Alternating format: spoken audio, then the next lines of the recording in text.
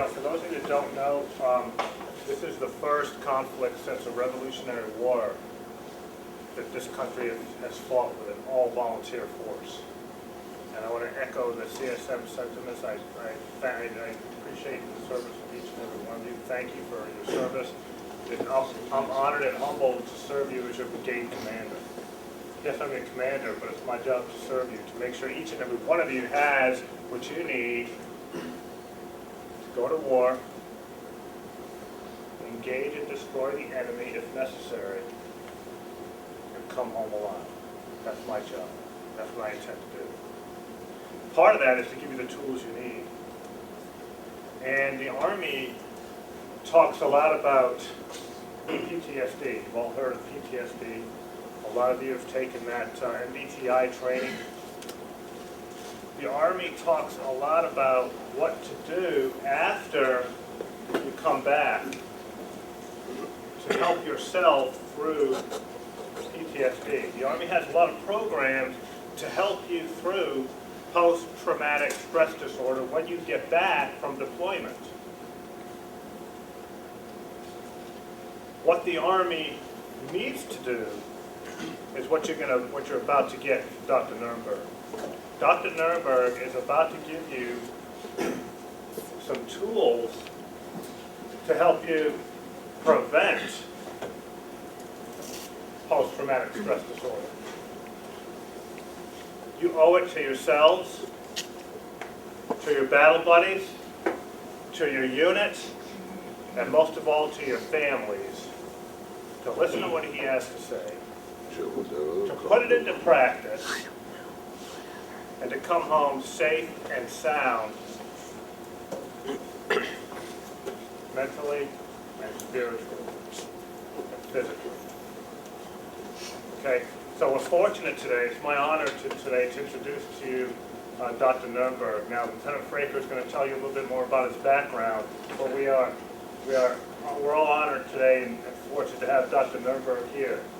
He is outstanding in his field. He is one of the nation's foremost leaders in his field. He knows what he's talking about.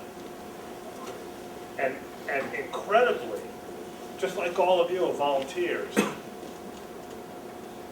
Dr. Nerenberg has volunteered countless hours of his time to develop this program and present this program not only to you, but to other soldiers. So I think we owe Dr. Nerenberg a warm welcome, a warm 304 Sustainment Brigade, 155th CSB, 137th QM Company welcome. Let's give it a warm welcome.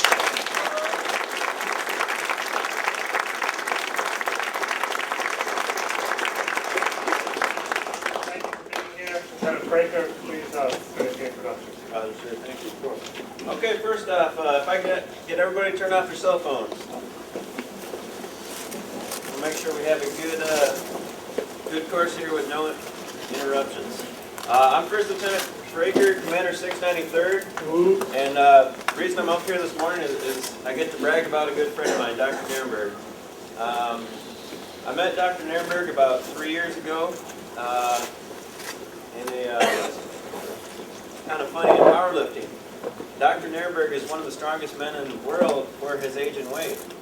And I'm into powerlifting, and we met up through that, and since then we became great friends. But Dr. Nerenberg, he's actually, he invented, or he was the founder of road rage.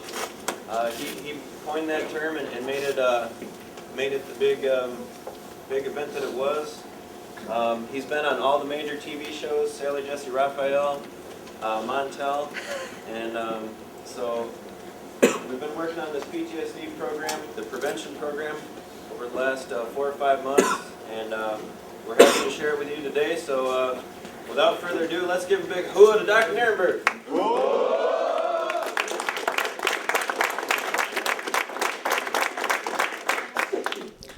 Being with you right now, believe it or not, it's the highlight of my life, the highlight of my career. On behalf of all the citizens of the United States, we thank you for the service that you're performing for us. Although I've been given a very generous introduction, I will say that every one of you, in my mind, is greater than I am because you have the uniforms on. You are the heroes. And by hero, I mean anybody that has the uniform means that person is willing to put himself or herself in harm's way to protect their country, their family, and their sisters and brothers in arms. So I'm deeply humbled and honored to be here with you. Now, the talk on safety would apply to me, and I've just come out of a medical crisis. I left the hospital yesterday. I have a blood pressure gauge over there. I'm on every blood pressure medication there is. My wife said, well, maybe we should get 911, get the ambulance this morning. I said, well, let's see if the blood pressure comes down. I said, these men and women have put their lives on the line. I want to give them the benefit of my life's work. I'll be here. So if you see me at times sit down and take my blood pressure, that's what that's about. In fact, a little bit earlier, I was a little dizzy. Now, I have to walk the walk, right? So walking the walk, my power thought was, I'll be fine, my future's good. I'll be fine, my future's good. I want to gain power from facing the unknown. I want to gain power from facing the unknown, and I'm extremely grateful. I want to gain power from facing the unknown, and I'm extremely grateful. That resonate with you? I brought myself here because of my deep concern and honoring you by putting my life on the line being here right now. Friday, I had 222, but many may not, you're so young, you probably don't know what blood pressure readings are. I didn't know at your age. 222 over 101. I was ready to black out. Wow. Meantime, okay, this is going to apply in situations in your life. I felt, well, at first, I wasn't used to the experience. So I did get a panicky for a second. I did. Then I went into, I'll be fine, my future's good. I want to gain power from facing the unknown. I want to gain power from facing the unknown. As warriors, which every one of you are, but you represent the ultimate of what the warrior is. You represent the full nobility of our nation. Most individuals haven't felt just how noble and grand this nation is. The American spirit is undefeatable. It's beyond imagination. I've only experienced it a few times in my life. When I felt the full power of it, I saw how majestic it was. And you are the embodiment of that American spirit. You are greater than what you realize. So when I was facing this Friday, if I was in a blackout, I knew I was going out. We went over, my wife was driving. I said, go through the light. She said, no, I don't want to go through the light. Go through the light. And I keep saying, I'll be fine. My future's good. The idea of the warrior is to face the inner fire dragon, put our hand in its mouth, pull out the tongue, and devour it. That's the warrior mindset. And in my way, I live that in the context of my life. And you in your lives, by putting on those uniforms, that's what you've said. Do you know a definition I'm going to give you of a warrior that you may never have heard before? The warrior mindset. And it's what separates the warrior from the non-warrior. The ultimate warrior is yourselves in the uniform. But it's a mindset that a civilian or any human being can have. And for those of you who no longer wear the uniform later in your lives, you'll still have this mindset. And this is what separates the warrior from the non-warrior. It's this statement I'm about to give you. A warrior seeks to gain power from hardship, whereas others are destroyed. A warrior seeks to gain power from struggle and difficulties. We put ourselves up against that struggle and we draw the power out. Sounds crazy. Hell, it was crazy for me to be weightlifting when I had a heart attack 5 years ago, became a world champion 1 year later, after my doctor kept saying, hey, don't go too heavy, don't go too heavy. Set a world record at the age of 61. And he kept examining me over the years and eventually asked me to be his personal trainer, which I did as a favor for him. Now, after that, see, your enemy is pretty much external. You're in good health. I've been assassinated by myself. My own arteries closing up. I got a stent put in the heart. My enemy is an inner terrorist. Inside attack. So came through the heart attack. 4 years later, became officially the strongest man in the world for my age and weight while I had prostate cancer. 1 year ago, I had prostate cancer, and my power thought then, I will gain power intellectually, spiritually, and emotionally from this prostate cancer. It took two forms. Lord, please empower me spiritually, emotionally, and physically from this prostate cancer was one form. And the second was, I will gain power emotionally, spiritually, and intellectually from this prostate cancer. Now, this prostate cancer, this assassin that was in my prostate, my own cells, the cancer cells, it wasn't just a little bit. I had a fair amount of cancer. And I had a fairly aggressive type. It was a 7 on the Gleason score. What's going to surprise you to know, and I'm shocked to even tell you this, it was a highlight of my life. I was so up. It was like a holy pilgrimage for me. I remember the hotel I stayed, walking to Cedar Sinai, feeling happy and joyous. Now, did I go through any stress? Yes, I did. When I didn't know what technique I was going to use to get rid of the cancer, I was stressed. I didn't know. There were so many options. But once I understood which one I'm going to do, I was elated and happy. Even when I was in the operating room, I was happy. The anesthesiologist over there was asking my symptoms. And I said to him, well, I gave him my symptoms and various things going on. And I said, another thing, Doc, I said, after I eat, I lose my appetite. Ah, you guys got it. Let me tell you, try it on your doc sometimes. And I guarantee what he's going to do, or she's going to do. They're going to write it down. This doctor, now I've done this with white, black, brown, Christian, Muslim, Hindu. None of them got it. Didn't matter who they were. Here I'm in the operating room, ready to get my prostate taken out. Chinese doctor laughed his head off, laughing all the way in as they wheeled me in a gurney to get the operation.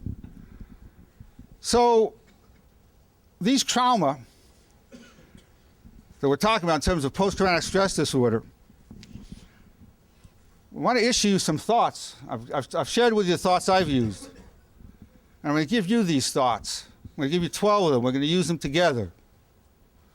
And these thoughts, you've got to apply it. If you follow the system I'm going to give you, no matter what happens, it's going to help you perceive it in a constructive way to minimize the mental damage to yourself. As a matter of fact, they don't talk too much about this. They talk about post-traumatic stress disorder.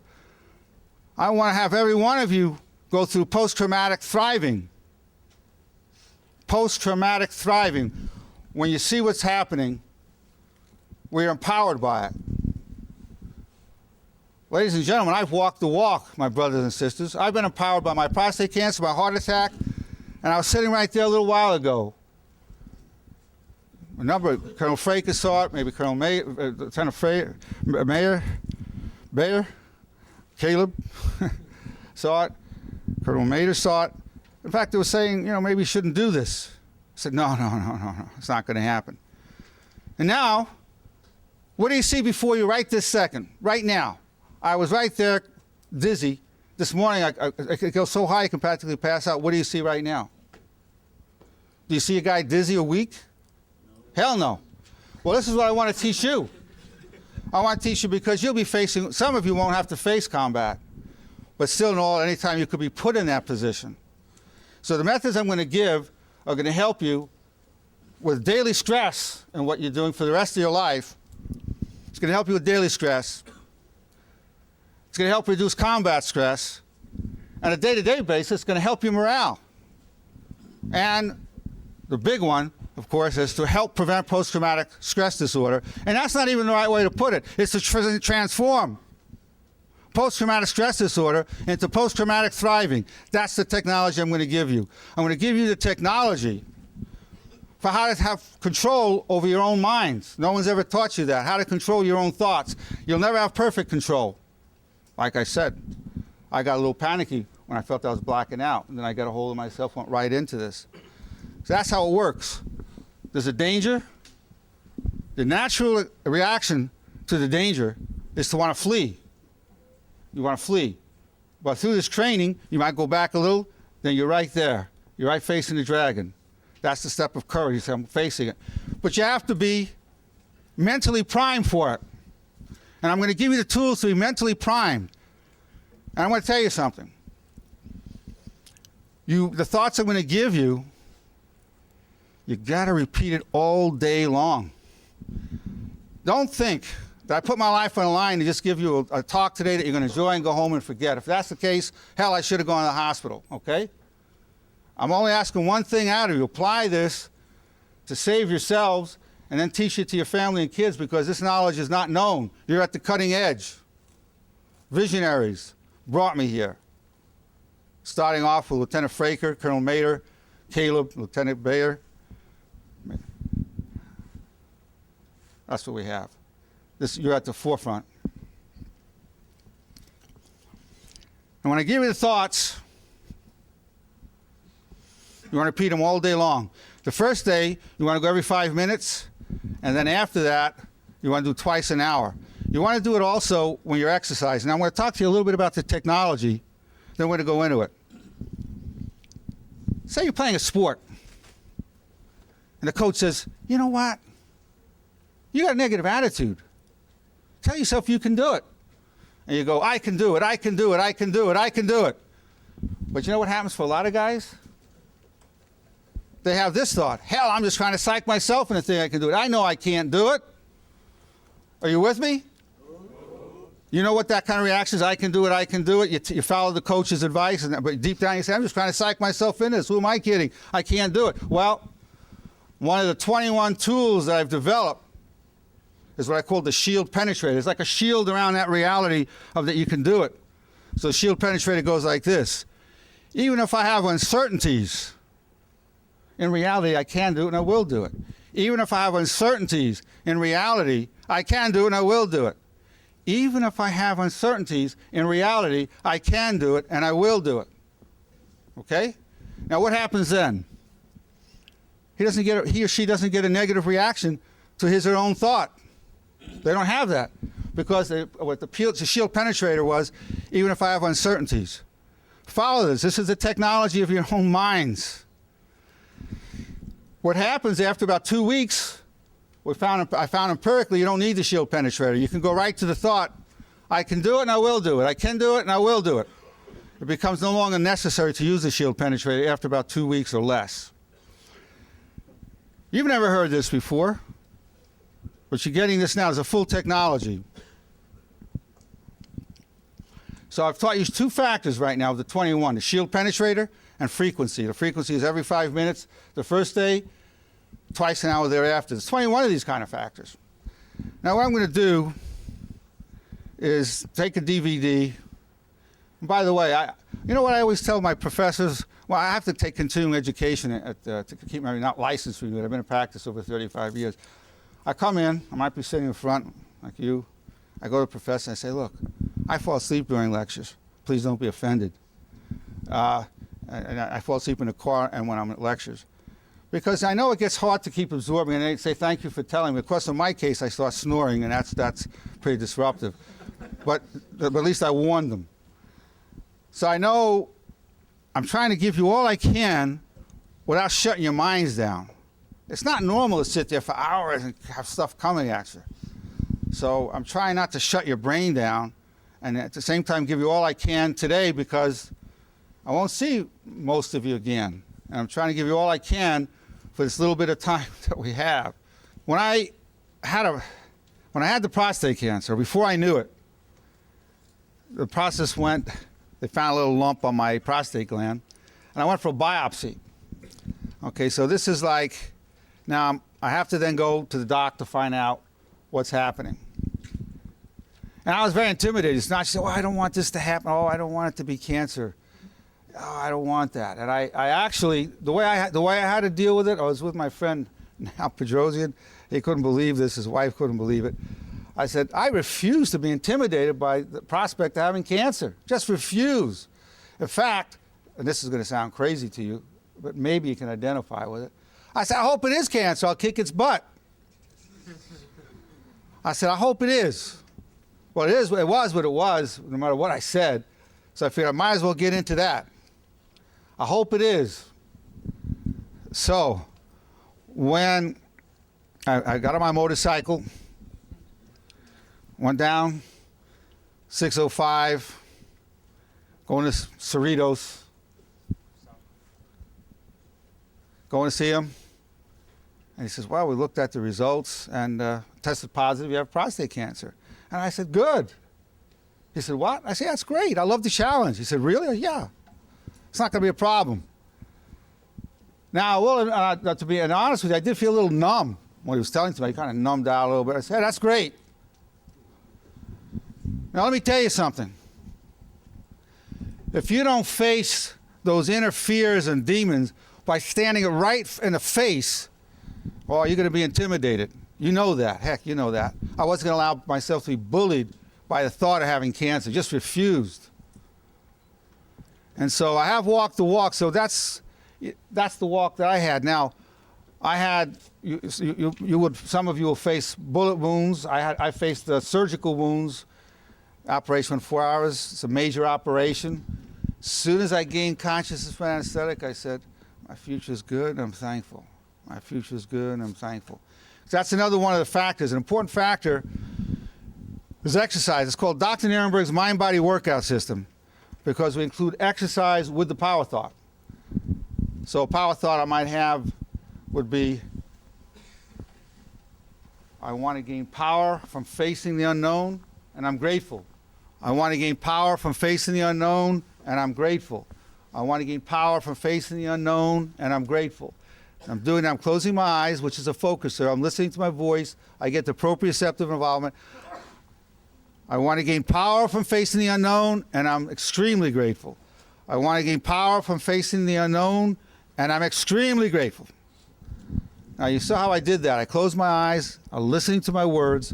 Now, I used an amplifier, the word extremely. That's one of the 21 factors. Extremely grateful. So I want to gain power from the unknown, and I'm extremely grateful. The statement I'm grateful is what I call a solidifier. It solidifies it within the psyche.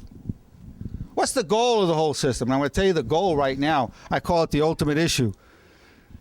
If anybody here does not want to remember this all their lives, I don't want you to learn it. I say that to my students at my institute, and I say it here. If you can't see the value of knowing this all your lives, how to have control over your cognitive environment, over your thoughts, you don't see the value, I don't want you to learn it. You can go to sleep, I don't mind. And that's the approach. This is knowledge for the rest of your lives. We have this one time together. I know what it is having somebody lecture and sit up there talking, but this is different in the sense I'm trying to give you something for the rest of your lives. What? That's nice. I like that. That's great.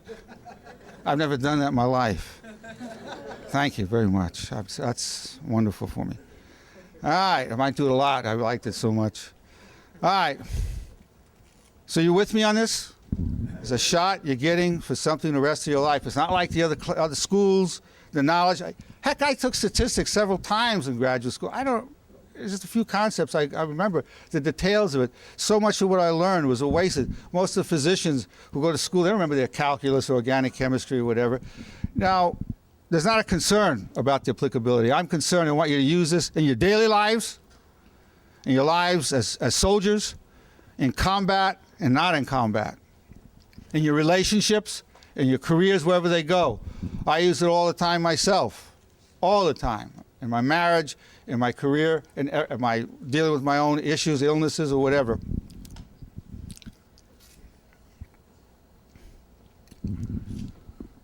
So going back, you don't want to be intimidated by whatever's going to come up, and there are always situations that are intimidating. So I said, I hope it is that.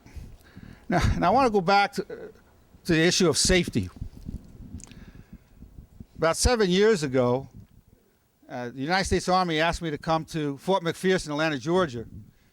7 or 8 years ago, the Afghanistan war was just getting going. There was war conference, Dr. Nerenberg, war conference. Why did they have me come? Just the issue that was brought up was safety. It turned out we were losing more soldiers in collisions with privately owned vehicles than we were in combat. So I gave a talk on a solution to road rage. But I want to tell you, I've been all in front of you, and to be filled with an auditorium filled with generals was also, I mean, it was an unbelievable experience for me to be able to serve in that way. What I'm going to start with some power thoughts. Now, I want to make something very clear. Very clear. I'm not talking about psychotherapy. Please, whatever you do, don't look at me as a shrink. When people ask me, what do? I say I'm a writer, inventor, powerlifter, psychologist, businessman, and poet. But I stick the psychologist right in the middle, because otherwise people get all these ideas about, who you are, what you are. This is not a therapy model I'm giving you. This is a shaping up model. This is a mental power, physical power. Mental power, physical power. Okay? That's what I'm teaching you. That's what I teach myself. I've written a lot and I've done a lot because I needed more help than everybody else. I had to get over how negative I've been. And then once I proved it on myself, then I've been able to take it to others, to students, patients, soldiers, friends, whomever. It's not psychotherapy. We're not talking mental illness at this point. We're talking about post-traumatic thriving, where you're going to be empowered. As I've been empowered through my prostate cancer, as I've been empowered as I sat there with that meter, I was getting pretty dizzy. I'm empowered by it. And that's what I want for you. You didn't see some shrink talking to me over there. No, I just kept my power thoughts going. You're going to be your own psychologist. You're going to be gaining power over your own thoughts. Now, there are times you want to talk to somebody you trust. That's always good. Heck, I have to do it all the time myself. Talk to close friends, whatever. And some people want to go to medical help. That's fine, too. But I'm trying to tell you that I wouldn't be satisfied. If somebody sees me with a problem, I wouldn't be satisfied with saying, well, it's cured. No. That's not enough. I want to say, no, you're going to be stronger than you were before. You don't want to be as good as new, because when you're as good as new, you got in this problem. I want you to be better than new. Post-traumatic thriving. Okay, that's what we're trying to do. We're trying to transform, and I'm going to give you some power thoughts now, but before I go into that, I'm going to give you the foundation. I'm going to demonstrate to you conclusively, without massive government grants and research, I'm going to prove to you the power of your own mind right this second, right now. Right this moment, I'm going to ask you to please think of a positive memory. It could be something nice you ate this morning, seeing somebody you loved. Take a moment and do that.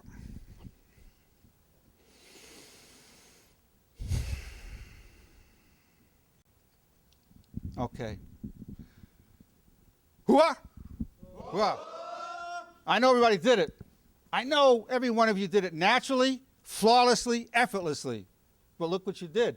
You took your thoughts from now and you took it into the time dimension of the past. You went right to the past. And another thing you did, and I know every one of you did it because a child can do it when instructed. You had a positive thought. It wasn't negative. You had a positive, you had a pleasant memory. So you chose the time dimension of your thought, and you chose the polarity of your thought. Think about that for a moment. And I know another thing about you. I know before I asked you to do it, you weren't thinking about it. You were able to take your thoughts, for whatever thoughts you had. You were listening to me, maybe you had some passing thoughts going through your mind, and then instantly you switched it right there. Let's do it towards the future. Have a thought towards the future, something you're looking forward to. It could be a meal, a meeting, some event you're looking forward to. Take a moment and think about something you're looking forward to, a positive thing.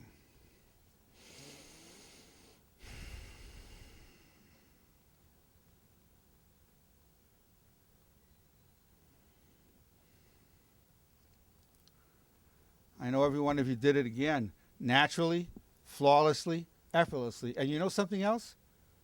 We're the only species that can do it. All other species just have associations, stimulus response.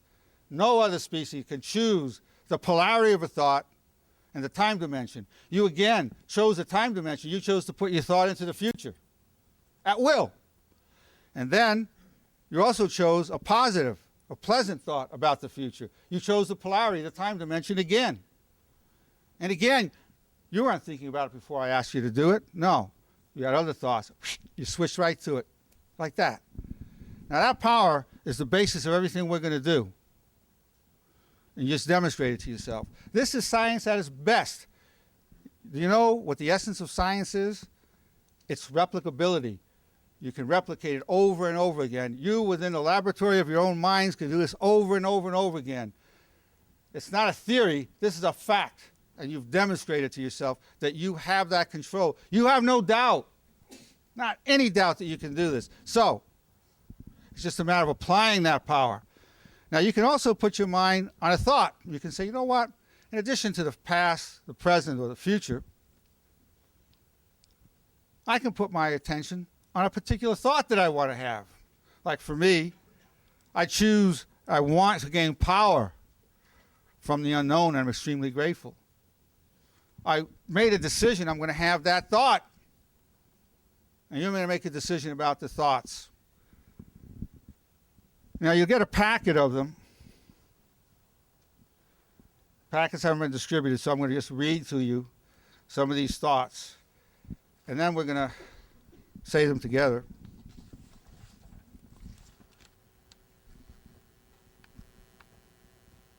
Okay. Okay. Here's what we're going to do. Okay. We're going to come into those power thoughts after the break. And then we're going to go into power thoughts. And these thoughts that I'm going to give you afterwards are the beginning of you taking control of your cognitive environment. It's a big step. Thank you.